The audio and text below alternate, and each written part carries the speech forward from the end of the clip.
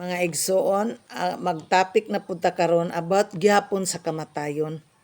Tungod kay ang kamatayon dili man gyud ta ana maka project kon kanusa kon unsang mga orasa takuhaon pariha ba sa kanang pagbalik bitaw ni Kristo in a twinkling of an eye, mag-rapture, kuhaon ta niya.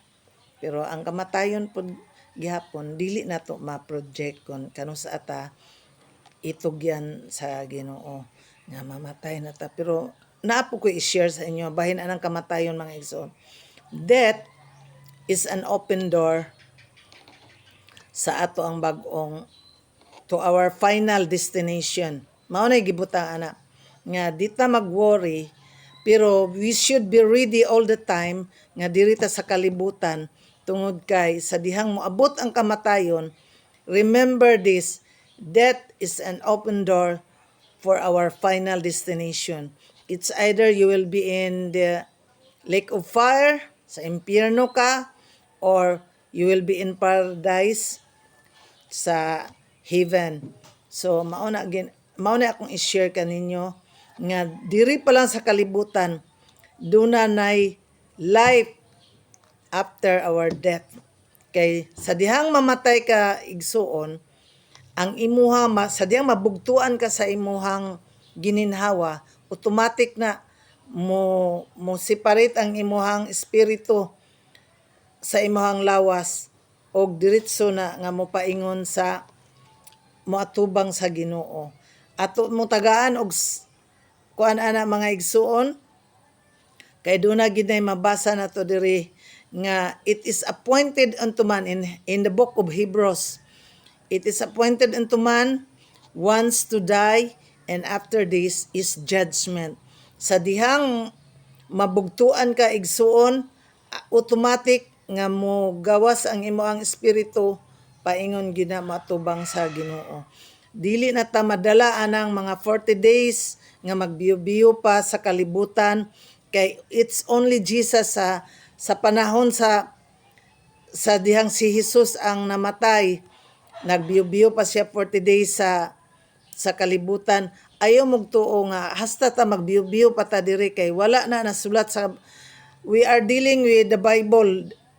Only the truth will set us free. Ayaw tong huna-huna atong miingon nga sa imong kamatayon sa 40 days magbiyo-biyo pa kas kalibutan og adisir pa ka mo adto sa imong padulungan. No, sayop na mga igsuon tungod kay klaro sa Biblia, it is appointed kay isa ra ang tao mamatay and after this is judgment. Sa dihang mawala na ka diri sa kalibutan, mo tulbong ka paingon sa Ginoo para makighusay ka kung unsa may imong mga binuhatan diri sa kalibutan, maunang diha ka i-judge og maayo ka bang iadto sa kuan wala may purgatorio, sa paradise ra og sa kanang what we call this, kanang inyo ang Hades, ang inyo ana is purgatorio na. Pero sa dihang mabasa ta sa Bible, Hades and paradise. Kay diha po na ninyo makita mga igsuon sa dihang namatay bitaw sila Lazaro og ang taong dato. Kay namatay man to sila perting luuya man ni Lazaro, magpunit lang siya mga pagkaon dira sa taong dato. Di pagyud niya tagaan. So pagkamatay nilang duha, automatic gyud si Lazaro didto sa kang Abraham bosom. Oh, ginaya-naya in taon siya sa bosom ni Abraham kay sa din paghayat gyud sa tao nga dato mga igsuon. Iya gyud ay nakita si Abraham nga kuan ba gisapnay sa dira sa Abraham's bosom. Ngayon siya nga, Father Abraham, nganong naam na si Lazaro diha sa nimo nga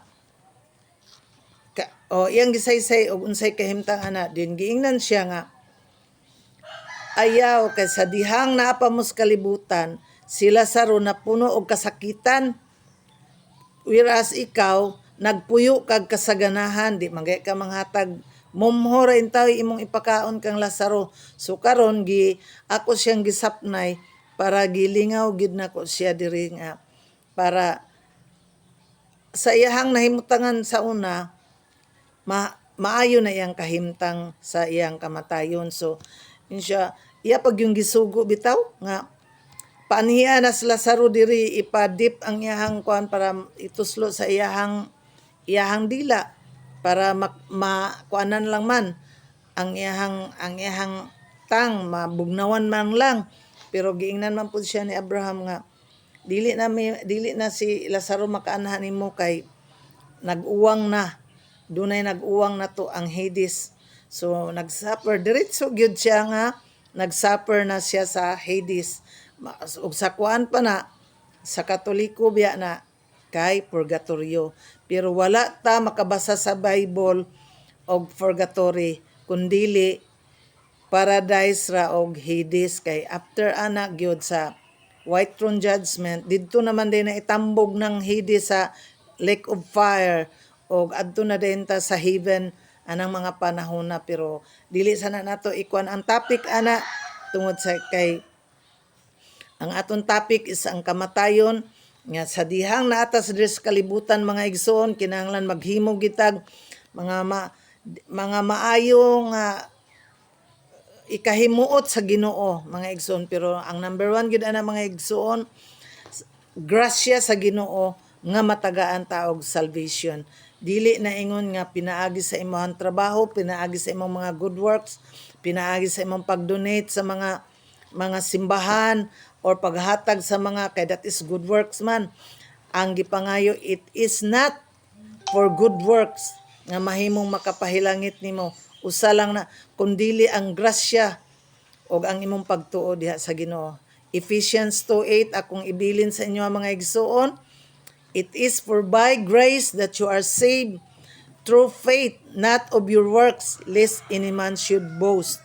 So aron dili ta makapanghambog ug makapangulipas nga nanghatag ka, nagdonate ka niadto tungod kay ang imong kaluwasan nagbase gyud sa grasya sa Ginoo. I-honor gid nimo ang Ginoo tungod sa grasya sa Ginoo og tungod sa imong pagtuo mamaluwas ka. Dalaygo ng Dios sa iyang pulong. Hinaot pa nga naka-share ko sa inyo karon kay tungod kay ang kamatayon moabot bisag unsang orasa sa atong mga kinabuhi. To God be all the glory and in Jesus name